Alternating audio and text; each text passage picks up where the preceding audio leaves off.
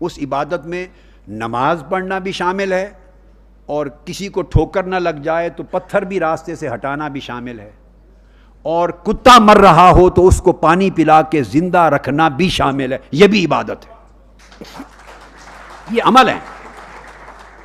اور کسی کو مسکرا کے مل مرنا اور اس کا دکھ دور کر دینا، یہ بھی اسی عبادت میں شامل. اور ایک نماز ہے تو نماز ایک پرٹیکولر ایکٹ ہے، تو گویا نماز میں ساری عبادت نہیں ہے، نماز ایک عبادت ہے، فرض ہے. بڑا براڈر اسپیکٹرم رکھتا ہے عبادت کا لفظ. اس طرح جہاد کا اسپیکٹرم بڑا براڈ ہے. جہاد بالسیف بھی ہے، اس کی میں بعد میں بات کرتا ہوں. تو جہاد سب سے پہلا بن نفس ہے، نفس کی بری خواہشات کو چینلائز کرنا، کنٹرول نہ کرنے دینا اور ان کو لیگل طریقے سے فلفل کرنا. جہاد بن نفس بھی ہے، تزکیہ نفس. جہاد بالعلم بھی ہے، علم کو پھیلانا، یونیورسٹیز قائم کرنا، کالجز قائم کرنا، سکولز قائم کرنا، علم کو ہر جگہ پھیلانا، سوسائٹی کو ایجوکیٹ کرنا بھی جہاد ہے. جہاد بالعلم، جہاد بالعمل، سوشل اکنامک ریفارمز اور سٹرگل، جد و جہد، سوسائٹی کو اپ بلڈ کرنا بھی جہاد ہے. پھر جہاد بالمال، چیریٹی، خیرات، غریبوں کی مدد، ان کے اکنامک ڈیڈ لاک کو ریزالو کرنا، یہ سارے ایکٹس یہ بھی جہاد ہیں. تو جہاد کا کنسیپٹ وسیع ہے. 4 قسمیں ہو گئیں: جہاد بالنفس، جہاد بالعمل، جہاد بالعلم، جہاد بالمال. 4. 5ویں قسم ہے جہاد بالسیف، وہ قتال، جس کو ہم فائٹنگ کہتے ہیں، وہ قتال کہتے ہیں، جو وار، وہ lawful war, just and lawful وار.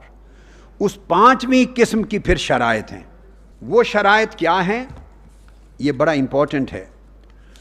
وہ جہاد جس کو ہم قتال کہتے ہیں، جس کا یہ نام لیتے ہیں اور کہتے ہیں کہ یہ جہاد کر رہے ہیں، ہم جو گن چلا رہے ہیں، اس جہاد کا کانسیپٹ یہ ہے کہ اس کی 4 صورتیں.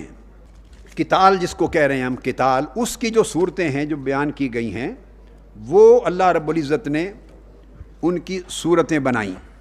پورے قرآن کو الحمد سے والناس تک پڑھ لیں اور حضور علیہ السلام کی 23 برس کی پوری سیرت طیبہ کو پڑھ لیں. میں اتھارٹی کے ساتھ یہ بات کر رہا ہوں، I am responsible for that. قرآن اور حدیث، سنہ اور سیرہ،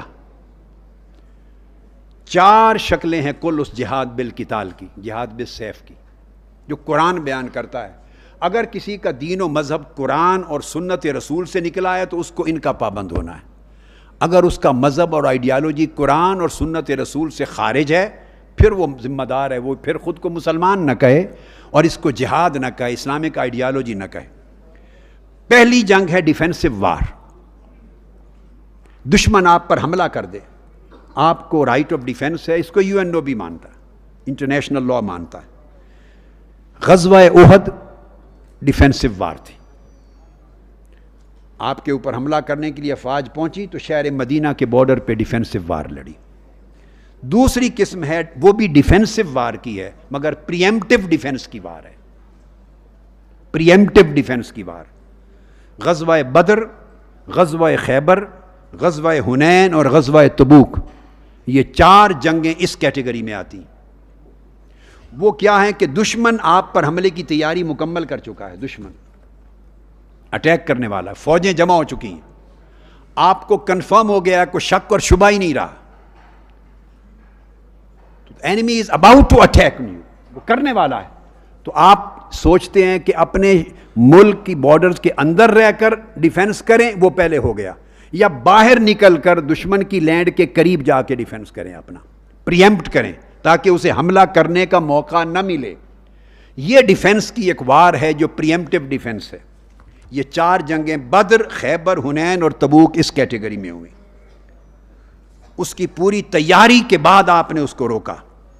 تیسری قسم ہے ریپلشن آف اگریشن، جہاد کی ریپلشن آف اگریشن.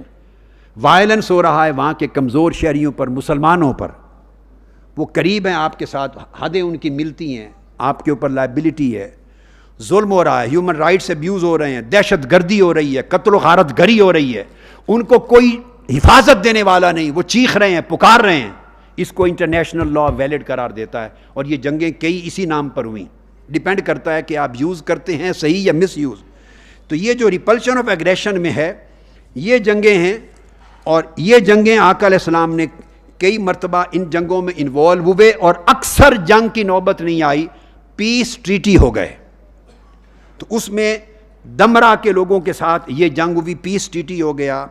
بنو زرع کے ساتھ یہ میٹر آیا، بنو نجران کے ساتھ آیا، بنو تیمہ کے ساتھ آیا، بنو جنبہ کے ساتھ آیا، بنو حینا کے ساتھ آیا، بنو مکنا کے ساتھ، بنو ایلا کے ساتھ، بنو جربہ کے ساتھ، بنو ازرو کے ساتھ، بنو تہامہ کے ساتھ، بنو غفار کے ساتھ، بنو خشخاش کے ساتھ.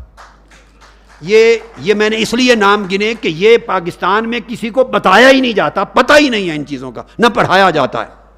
یہ وہ جنگیں ہیں جہاں انوالو ہونا پڑا، مگر موسٹلی جنگ نہیں ہوئی. پیس ٹریٹی کو پریفر کیا آقا علیہ السلام نے، پیس ڈائنامکس کو، اور ان کو ظلم سے کمزور طبقات کو محفوظ کر لیا، ظلم سے، ایگریمنٹ اور ٹریٹی کے ذریعے.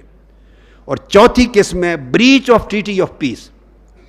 آپ ایٹوار تھے، دو ریاستیں آپس میں حالت جنگ میں تھیں، تو پیس پیکٹ ہو گیا، ٹریٹی آف پیس ہو گیا، لائک حدیبیہ.